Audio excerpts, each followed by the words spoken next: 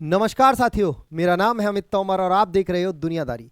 साथियों, आज मैं एक ऐसे मुद्दे पर चर्चा करने आया हूं जिसमें आप पाओगे कि अगर हम दक्षिण एशिया में केवल भारत को हटा दें तो भारत के आसपास जितने भी पड़ोसी मुल्क हैं सभी में एक उठापटक जैसी स्थिति बनी हुई है। यानी सत्ता परिवर्तन आपको सभी देशों में देखने को मिलेगा, फिर चाहे अपना पड़ोसी पाकिस्तान हो, अफगानिस्तान हो, श्रीलंका हो, बांग्लादेश हो, म्यांमार हो, नेपाल हो, मतलब सारे के सारे देश में कहीं ना कहीं अस्थिरता बनी हुई है। अगर हम भारत के आसपास के चारों तरफ देखें तो इसका भारत पर क्या असर पड़ेगा यह भी जानेंगे आज की वीडियो में। फिलहाल आप बने रहिए दुनियादारी के साथ और अब तक अगर आपने चैनल को सब्सक्राइब नहीं किया है तो जल्दी से सब्सक्राइब कर दीजिए। चलिए शुरू करते हैं।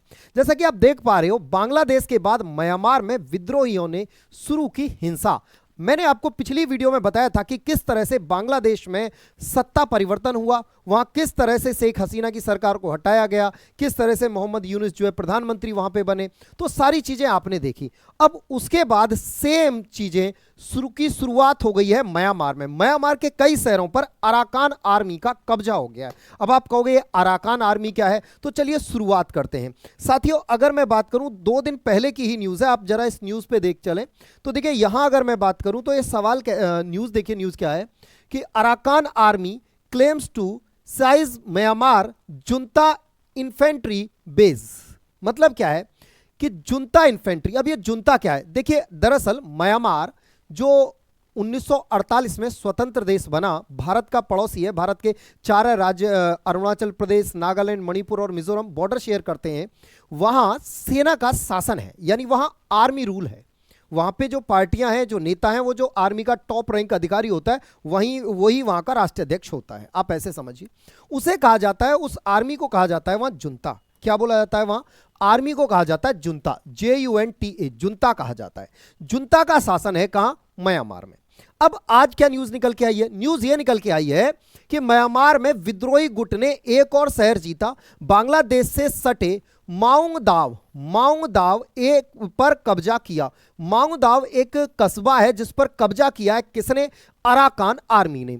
भाग रहे सेना के जनरल को भी पकड़ा। अब आप कहोगे सर, एक तरफ तो आप कह रहे हो कि सेना का शासन है, मैंने कहा हां। एक तरफ आप कह रहे हो कि अराकान आर्मी ने कब्जा कर लिया, मैंने कहा हां ये भी सही है। बोले सर, अराकान आर्मी और क्या जो जुंता है वो अलग अलग है? मैंने कहा वही तो समझाना है कि वो अलग अलग हैं और कैसे अलग हैं ये भी आपको बताना है। आप कह रहे हो सर भाग रहे सेना के जनरल को भी पकड़ा, मतलब सेना के जनरल भाग रहे थे क्या? उनको किसने पकड़ लिया? जब आर्मी कह रहे हो आप, आर्मी ने कब्जा कर लिया है, तो फिर जनरल को किसने पकड़ा? समझते, एक एक करके सारी बातों को समझते हैं। आप देखो यहां, देखो अगर आप यहां देख पा रहे हो, ये न्यूज देखो। जातीय सशस्त्र समूह ने म्यांमार के शहर पर कब्जा किया, बांग्लादेश की सीमा पर नियंत्रण किया। अब देखो ध्यान से समझना, पहले तो हम समझते हैं, ये देखिए म्यांमार में विद्रोही गुट अराकान आर्मी ने बांग्लादेश से सटे शहर माउंग दाव पर कब्जा करने का दावा किया है। माउंग दाव अराकान राज्य का उत्तरी इलाका है। यह बांग्लादेश के कॉक्स बाजार इलाके से सटा हुआ है और 271 किलोमीटर लंबी सीमा साझा करता है किसके साथ? बांग्लादेश के साथ। अब देखो पूरा माजरा कहां का है, लोकेशन देखते हैं। देखो ये रहा भारत और भारत में ये है बांग्लादेश और ये रहा म्यांमार। आज हम इसी म्यांमार की चर्चा कर रहे हैं। यहां से जो म्यांमार का इलाका आपको दिख रहा है ये वाला, ये है, अगर मैं बात करूं तो इस इलाका, ये वो इलाका है जो यहां पर म्यांमार क्या है, एक बौद्ध धर्म को मानने वाले यहां लोग रहते हैं। इन्होंने मुस्लिमों पर, जब यहां जो मुस्लिम रहते थे उन पर जो है अत्याचार करना शुरू किया, एक तरह से उन्हें पीटना मारना स्टार्ट किया, तो सारे के सारे मुस्लिम यहां से दौड़े दौड़े और यहां आ गए। इस एरिया में जब आए, जो मुस्लिम आए, तो इस एरिया से मुस्लिम, यहां है बांग्लादेश का कॉक्स बाजार जो एरिया है, यहां से कुछ बांग्लादेश में और कुछ भारत के मिजोरम, त्रिपुरा, इन राज्यों में पलायन कर गए। जब इन राज्यों में यहां से निकल गए तो आज जो घटना है ना वो इसी क्षेत्र की है। अब आप कहोगे सर आज के इस क्षेत्र की क्या घटना है, वही समझते हैं। देखिए आगे समझिए, आगे सवाल में कह रहा है कि भाई जो अराकान आर्मी है उसका उमांग दाव गांव, ये जो उमांग दाव गांव है वो यहीं आता है बॉर्डर एरिया में, बिल्कुल जो बांग्लादेश के साथ बॉर्डर एरिया साझा करता है। यहां देखिए ये बांग्लादेश, ये भारत और ये म्यांमार।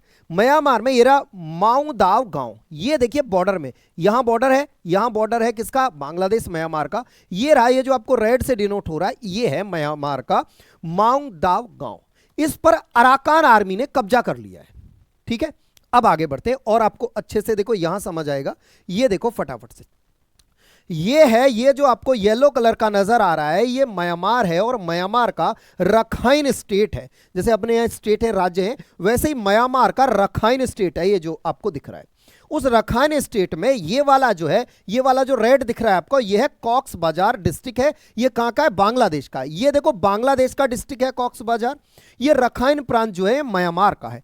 आज की जो कहानी है ये पूरे इस रखाइन प्रांत में पूरे के पूरे म्यांमार से जब रोहिंग्या मुस्लिम जिन्हें हम कहते हैं उन रोहिंग्या मुस्लिम को मारकर भगाया गया तो वो यहां इस रखाइन प्रांत में आकर शरण लिए। इस रखाइन प्रांत में से वो यहां बांग्लादेश के कभी कॉक्स बाजार में, कभी भारत के अंदर मिजोरम के अंदर यहां से एंट्री कर गए। ऐसे में आज का जो मामला है वो यहां का है कि अराकान आर्मी ने इस हिस्से पर कब्जा कर लिया है। आज जो हम बात करने वाले, अब आप कहोगे सर कैसे कब्जा किया है, समझिए, देखिए ध्यान से। देखो अगर मैं बात करूं, ये रही देखिए न्यूज, देखिए न्यूज एजेंसी एपी के मुताबिक अराकान आर्मी के प्रवक्ता खेंग थुखा, यहां के जो प्रवक्ता हैं, ने सोमवार को कहा कि उन्होंने माउंग दाव में बची आखिरी सैन्य चौकी पर भी कब्जा कर लिया है। अब आप कहोगे सर आर्मी ने चौकी पर कब्जा कर लिया, ये क्या चक्कर हुआ, समझाते हैं, समझिए। इस दौरान उन्होंने वहां से भाग रहे सेना के जनरल थुरिन तुन को पकड़ा। म्यांमार की सैन्य सरकार ने इस मामले पर अभी तक कोई टिप्पणी नहीं की है। देखिए दरअसल अगर मैं म्यांमार की बात करूं तो ये देखिए, रखाइन के मिलिट्री बेस पर कब्जा कर सकती है अराकान आर्मी, ये क्या है, इस खबर को समझिए। माउंग दाव म्यांमार के दूसरे सबसे बड़े शहर मांडले से लगभग 400 किलोमीटर की दूरी पर दक्षिण पश्चिम में है। यह इनका इलाका जून से अराकान आर्मी के निशाने पर रहा है। अराकान आर्मी ने इस साल की शुरुआत में बांग्लादेश की सीमा के नजदीक स्थित दो शहर पलेतवा और बुथीदोंग पर कब्जा कर लिया था। अब देखो ये मामला क्या है, पूरा समझिए।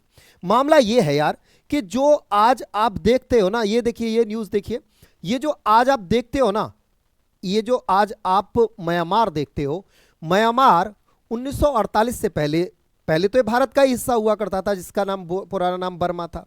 1937 में से अंग्रेजों के द्वारा इसे भारत से अलग किया गया।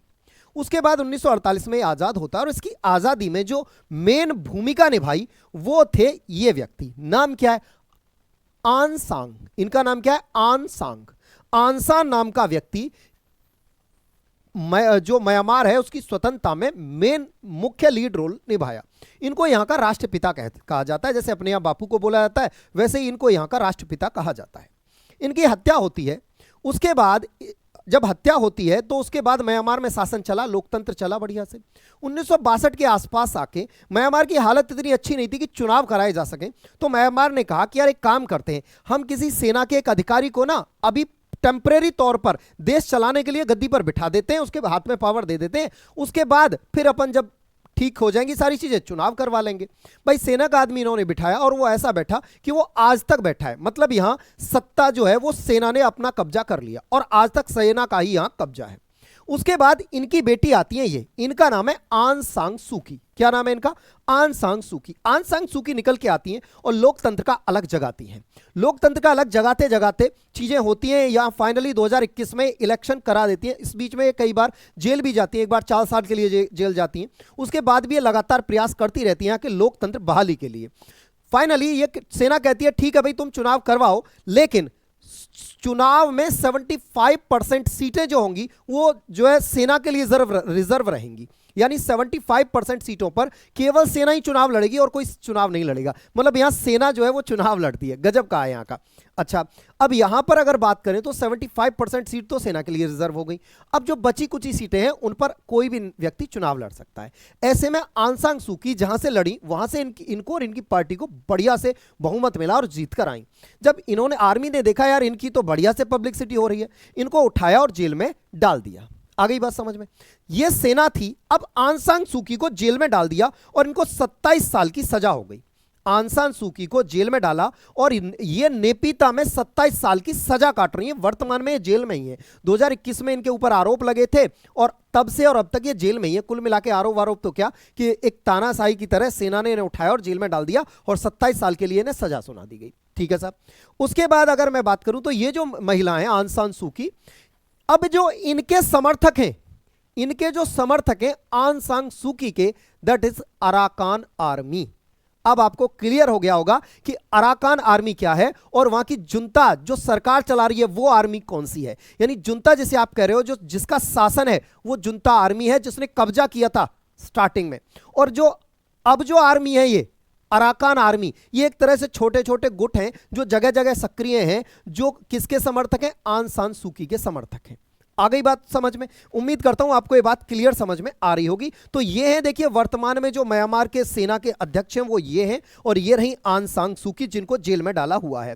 अगर मैं बात करूं म्यांमार में देखिए विद्रोही गुट जो अभी वर्तमान में एकदम एक्टिव हैं, तो ये देखिए ये रहे म्यांमार नेशनल डेमोक्रेटिक अलायंस है, आर्मी है ये गट। इसका 1989 में चीन से सटे शान राज्य में ये प्रभावित है, मतलब इनका प्रभाव है। जो चीन से सटा हुआ उत्तरी क्षेत्र है ना, वहां ये कार्यरत है। अराकान आर्मी ये 2009 में बना, रखाइन प्रांत बांग्लादेश से सटे इलाके में इनका प्रभाव है।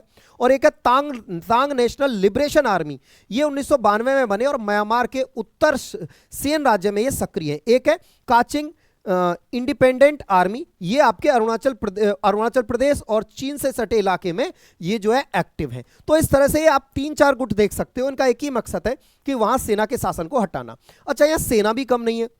सेना भी क्या करती है, सेना भी आए दिन इन पर बम गोले गिरा देती है। सेना देखती है कि भैया अपने खिलाफ कहीं साजिश रच रही है म्यांमार में, वहीं जाके सेना हवाई जहाज से, यहाँ की सेना जैसे अपने यहाँ मान के चलिए कोई जैसे सपोज दैट अगर अपने यहाँ सरकार के खिलाफ कोई प्रदर्शन करने आ जाए, तो ऐसे में सरकार अपना फाइटर जेट ले और उन पे बम गिरा जाए, कुछ ऐसा ही यहाँ चलता है। यहाँ क्या करती है जो सेना है, यहाँ की जो सत्ता में सेना बैठी है, वो क्या करती है, अपने खिलाफ अगर कभी भी कोई भी दिक्कत होती है तो बम गिराते हैं और काम तमाम कर देते हैं। अब तक देखिए म्यांमार में तख्ता पलट के बाद सेना ने 6000 लोगों को मारा है। पीस रिसर्च इंस्टीट्यूट की रिपोर्ट के मुताबिक म्यांमार में साल 2021 में हुए तख्ता पलट के बाद सेना 6000 को लोगों को मार चुकी है। म्यांमार लगातार विरोधियों को फांसी की सजा भी दे रहा है, मतलब लगातार जो सेना के खिलाफ बोलेगा उसे दे दो फांसी। द गार्जियन की रिपोर्ट के मुताबिक म्यांमार में हवाई हमले रोज की कहानी बनते जा रहे हैं। सेना अपने विरोधियों को ढूंढने के लिए कोई कसर नहीं छोड़ती है, इसके चलते वो आम लोगों को निशाना बना रही है। मतलब अगर आम लोग भी आते हैं ना तो कोई दिक्कत नहीं है, भाई साहब उड़ा दो। अब देखो आज दिक्कत क्या हो रही है, आज क्या किया है इन लोगों ने, क्या किया, जो अराकान आर्मी है, ये लोग जब भी इन पर सेना हमला करती है ना, फटाक से अफगानिस्तान में चले जाते हैं, क्योंकि ये वही है रोहिंग्या मुस्लिम, है ना, इनका काम ही आतंक फैलाना है। भारत में भी आजकल बड़ा आतंक फैला रहे हैं, और देखो पूरा बांग्लादेश में तो फैला ही दिया है खैर इन्होंने। तो जो रोहिंग्या मुस्लिम है वो यहां से आतंक फैलाया और यहां से यहां चले जाते हैं बांग्लादेश में, फिर जब आते हैं फिर आतंक फैलाने के लिए वापस इधर आ जाते हैं रखाइन स्टेट में। तो ऐसा ही इनका लगातार चल रहा है। तो इनका कहना है इस क्षेत्र में जो बैटरी बनती है ना, इलेक्ट्रिक बैटरी, उनके लिए जो मटेरियल निकलता है वो यहां बड़ी मात्रा में निकलता है और यहां से चाइना के लिए जो है एक्सपोर्ट होता है। आगे बात समझ में? तो ये जो एरिया है, वो जो लोकेशन है इसकी, ये एक तरह से माइनिंग के लिए भी बहुत ही अच्छा है। तो इसलिए इन्होंने यहां पर कब्जा किया हुआ है अराकान आर्मी वालों ने। अच्छा जी, अब बात आती है सर भारत से इसको क्या फायदा क्या नुकसान है। देखिए भारत का नुकसान है। अब आप कहोगे सर भारत का क्या नुकसान है, समझिए। देखिए पहला नुकसान तो यार कि जब अपने पड़ोस में आग लगी हो ना, तो जाहिर सी बातें लपटें तो आप तक भी आएंगी। दूसरा क्या है, हमारा ये देखिए ये रहा अपना प्यारा भारत, कोलकाता जो पोर्ट है अपना वेस्ट बंगाल में, यहां से हमारा सामान जाता है। अगर हम सामान को ऐसे लेके जाएंगे और मिजोरम और ये त्रिपुरा मिजोरम मेघालय तक पहुंचाएंगे तो थोड़ा लंबा पड़ता है। अपन क्या करते हैं, यहां से पानी के जहाज से सामान पहुंचता है लगभग 539 किलोमीटर की दूरी पर। यहां सितवे पोर्ट है म्यांमार का, जिसे भारत ही संचालित करता है। सितवे से हम कलादान रिवर, ये एक river Kaladan multi modal project है, जिसमें कलादान रिवर देखिए ये रही, यहां से और यहां तक पलेतवा तक तो हम नदी से सामान पहुंचवाते हैं, पलेतवा से कलेतवा तक ट्रेन, और ट्रेन से यहां मिजोरम तक हम बाई रोड सामान पहुंचाते हैं। मतलब पहले सामान आएगा पानी के रास्ते, यहां से जाएगा नदी के रास्ते पलतवे तक, पलतवे से कलतवे तक जाएगा ट्रेन के रास्ते, उसके बाद जाएगा यहां से बाई रोड होते हुए मिजोरम में सामान हमारा एंटर कर जाता है बढ़िया से। तो ऐसे में अब ये घटना जो वो यहीं की घटना है, इसी एरिया की घटना है। तो ऐसे में ये एरिया जो ट्रेड है वो प्रभावित होगा। लेकिन ये जो अराकान आर्मी है इन्होंने कह रखा है कि भाई भारत वालों अगर तुम्हें अपना सामान लाना है ना तो कोई दिक्कत नहीं है, हम तुम्हें नहीं रोक रहे हैं, तुम अपना सामान बढ़िया से आओ ले जाओ। लेकिन अब दिक्कत क्या है, दिक्कत ये है कि जब इन अराकान आर्मी के ऊपर जो जुनता यहाँ की सरकार में बैठी हुई है, जिसका शासन सिचुएशन है म्यांमार में, जब वो इन पर फाइटर जेट से अटैक करने आएंगे ना, तो वो थोड़ी ना देखेंगे कि भैया ये भारत के लोग हैं या अराकान आर्मी के लोग हैं, वो तो सबके ऊपर बम गिराएंगे ना। तो ये दिक्कत है यहाँ पे। और अगर इस मैप को देखिए और अच्छे से आपको क्लियर हो जाएगा यहाँ पर। इस मैप में देखिए ये रहा पूरा का पूरा। जब आप यहाँ से ट्रेड करोगे तो देखो यहाँ आ गए सितवे पोर्ट पर। सितवे पोर्ट पर 158 किलोमीटर लंबी है कलादान रिवर। कलादान रिवर से आओगे आप, ये आ गए पलतवे। पलतवे से ट्रेन के द्वारा कलतवे, यहां से बाय रोड 49.2 किलोमीटर पहुंच जाओगे मिजोरम में। मिजोरम से आप पहुंच जाओगे यहां आइजोल में, मिजोरम की राजधानी। तो यहां तक ये सामान पहुंचता है हमारा पानी के रास्ते। तो भारत का ये जो ट्रेड रूट है ये प्रभावित होगा इस दोनों की, इन जो अराकान आर्मी और जो वहां की जुंता जो आर्मी है, जुंता जो सेना है, उनके बीच में लड़ाई होने से। ठीक है, तो कुल मिला के आपके लिए एक चीज और है। अच्छा, इससे देखो चीन को भी नुकसान है। अब चीन को क्या नुकसान है? चीन को देखो नुकसान ये है कि चीन का ये जो है ना चाइना म्यांमार इकोनॉमिक कॉरिडोर, जैसे चाइना पाकिस्तान इकोनॉमिक कॉरिडोर है ना, वैसे चाइना म्यांमार इकोनॉमिक कॉरिडोर है ये। इससे क्या होगा भाई साहब, चीन का ट्रेड भी प्रभावित होगा। तो चीन इन दोनों को बिठाता है, इन अराकान वालों को भी और इन जुंता वालों को भी, कि यार इधर आओ, एक टेबल पे बैठो भाई, समाधान करो यार, वरना तुम्हारे चक्कर में मेरा बहुत नुकसान हो जाता है। क्योंकि अगर चीन यहाँ ये रास्ता बंद हो जाए ना चीन का, तो भाई चीन मानो दक्षिण एशिया में चीन पहुंचेगा कैसे? फिर लंबा रास्ता उसे ट्रेवल करना पड़ेगा। तो ऐसे में चीन को भी यहां नुकसान होता है। अब आप समझिए, देखिए अपने आड़ोस पड़ोस में किसी भी देश को देख लो, चाहे आप जो है सीरिया को देख लो, चाहे आप म्यांमार को देख लो, चाहे आप पाकिस्तान को देख लो, अफगानिस्तान को देख लो, श्रीलंका को देख लो, किसी को भी देख लो। हालिया उदाहरण बांग्लादेश और आपका म्यांमार। जितने भी कट्टर, ये जो कट्टरपंथी जो देश हैं, उन सब क्या हो रहा है, उनका बेड़ा गर्क हो रहा है। और मैं ऐसे हिंदू और उन हिंदुस्तानियों से ये पूछना चाहूंगा, भाई जो आप असहिष्णुता की दुहाई देते हो, धर्मनिरपेक्ष होने की दुहाई देते हो, यार ऐसा कैसे संभव है? अगर ऐसी दुनिया में कोई वस्तु नहीं है, चाहे वो फिजिक्स है, चाहे वो केमिस्ट्री है, चाहे बायोलॉजी है, सबके धर्म होते हैं। अगर आपने फिजिक्स या केमिस्ट्री पढ़ी है तो जो धातु अधातु सब जो होते हैं उनके भी गुण धर्म होते हैं। यार दुनिया में ऐसी कोई चीज है ही नहीं जिसका धर्म नहीं है। अगर जिसका धर्म नहीं है उसका अस्तित्व नहीं है। देखिए अगर एक घड़ी है ना, उसका भी अपना धर्म है। और धर्म क्या है उसका? तुमने तो धर्म की परिभाषा ही बदल दी। तुम कहते हो धर्म अफीम है, धर्म का नशा है, धर्म बर्बाद कर देगा, धर्म फलाना कर देगा, धर्म ढिकाना कर देगा। झूठ बोलते हो तुम, हमें भटकाते हो। यार धर्म की देखो मेरे हिसाब से सही परिभाषा है, अगर एक घड़ी है तो उसका भी धर्म है। उसका धर्म क्या है? टाइम दिखाना। अगर उसने टाइम दिखाना बंद कर दिया, उसने अपना धर्म छोड़ दिया, तो वो किसी मतलब की है नहीं, उसे फेंक दी जाएगी। दूसरा, अगर एक इंजीनियर है, उसका धर्म क्या है? उसका धर्म है रिसर्च करना। अब जो जिस फील्ड में इंजीनियर है उस फील्ड में रिसर्च करे। अगर वो रिसर्च करना छोड़ दे तो क्या होगा? बेकार है, वो फेंक दो। मेरा धर्म है पढ़ाना, अगर मैं पढ़ाना छोड़ दूं तो क्या हूं मैं? कुछ नहीं। तो ऐसे ही हमसे कहा गया कि भैया धर्म छोड़ो, मतलब हमारा धर्म क्या है? हमारी संस्कृति, हमारी सनातन संस्कृति। और कहा भैया धर्म कफी में से छोड़ो, यानी सनातन संस्कृति को छुड़वा के हमें जो बर्बादी की राह पर चलाया है इन कुछ पंडितों ने, पॉलिटिकल पंडितों ने, उनके लिए भाई बस अब मैं क्या ही कहूं। आप कमेंट बॉक्स में बताना आपकी इस विषय पर क्या राय है। बाकी हमारे आस पड़ोस में जो हालात हैं वो अच्छे नहीं हैं। आप बाकी आप खुद समझदार हो। ऐसी जानकारी के लिए आप जुड़े रहिए दुनियादारी के साथ। और अभी तक चैनल सब्सक्राइब नहीं किया है तो सब्सक्राइब करिए। जानकारी अच्छी लगी है तो अपने सभी साथियों के साथ शेयर करिए। चलिए, नमस्कार, जय हिंद, जय भारत।